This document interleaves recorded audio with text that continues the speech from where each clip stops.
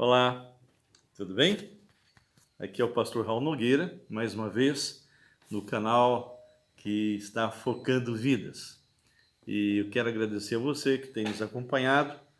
E nós já chegamos em 4 semanas a mais de 600 pessoas nos assistindo, mas não chegamos a 200 inscrições. Então muitos estão entrando, assistindo e não estão se inscrevendo. Se vocês puderem se inscrever, seria muito bom.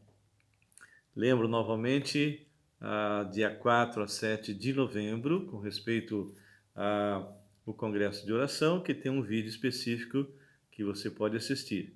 E também dia 29 e 30, que vai ser a 7ª Conferência Missionária Logos e LVO, Atravessando Fronteiras.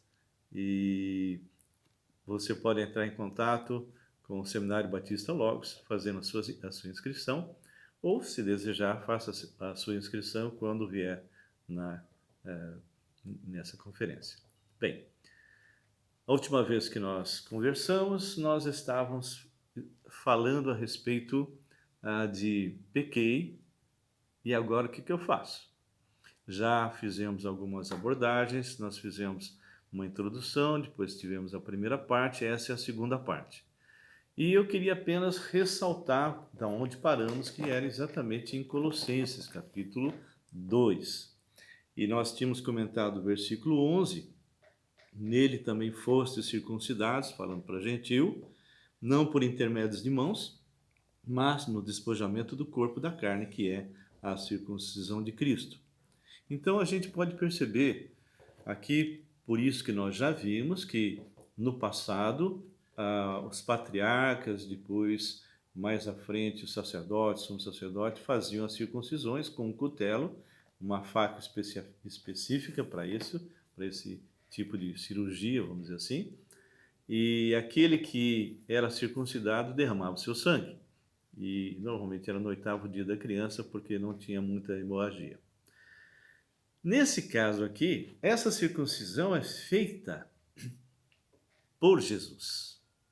Então, aí nós vemos algo diferente, ou seja, nós fomos circuncidados não num prepúcio, mas o Senhor nos retirou tudo aquilo que nós tínhamos como problema, que era o nosso velho homem, e encravou na cruz, no sentido assim jurídico da coisa. Ou seja, aquela dívida que nós tínhamos para com o Senhor, ele arranca e coloca o nosso velho homem na cruz do Calvário.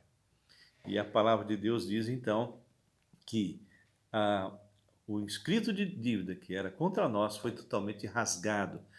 Como nós já comentamos, em alguns casos eles colocavam em cima da cela o problema daquele prisioneiro, e quando ele cumpria os anos de cárcere, então era rasgado esse escrito de dívida e ele então era colocado fora.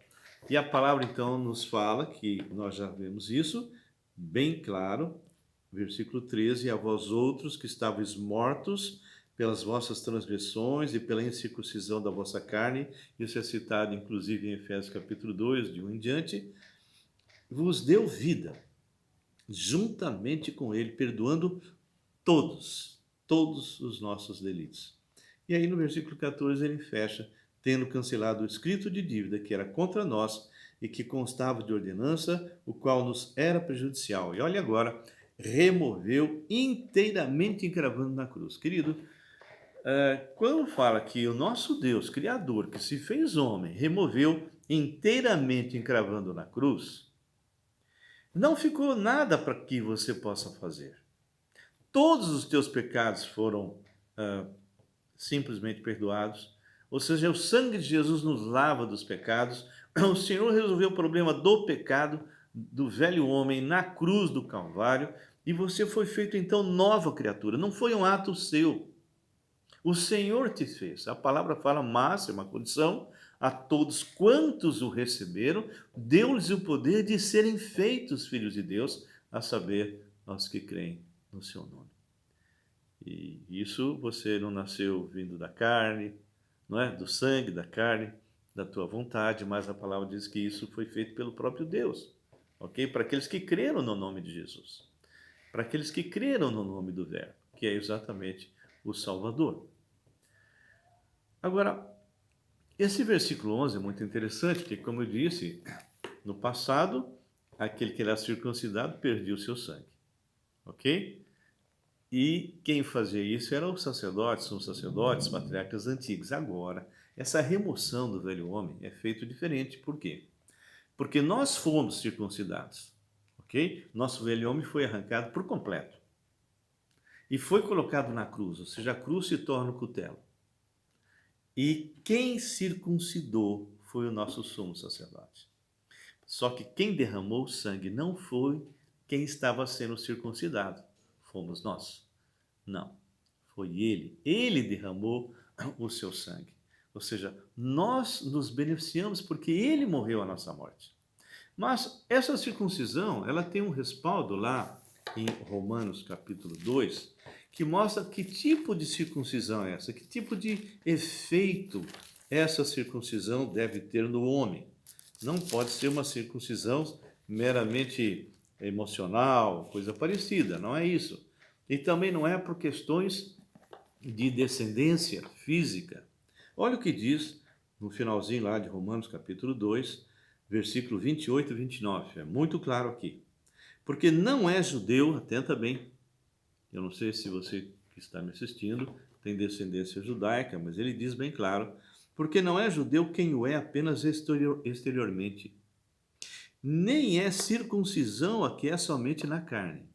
Ou seja, aquele que se diz eu sou judeu no sentido espiritual, não é aquele que é descendente de Israel, descendente de Abraão. Agora ele vai dizer quem é. Porém, judeu é aquele que o é interiormente, e circuncisão a que é do coração, no espírito, não segundo a letra, e cujo louvor não procede dos homens, mas de Deus. Bem, então agora nós já entendemos que essa circuncisão é uma circuncisão muito clara. Se você é descendente de Abraão, segundo a carne, mas você não tem o seu coração circuncidado, ou seja, não houve um genuíno arrependimento, você não é filho de Deus. E você, gentil, a mesma coisa. Se você não teve o seu coração circuncidado, você não é filho de Deus. Se você realmente não entendeu que Jesus Cristo é Deus, que se fez homem e que morreu na cruz no seu lugar e ressuscitou, está vivo, e você não se arrependeu e não convidou ele para ser o seu único Senhor e Salvador, entendendo que ele é o único nome pelo qual importa que você seja salvo, você continua morto. Mesmo que você frequente uma igreja há 50 anos, pode frequentar até a minha,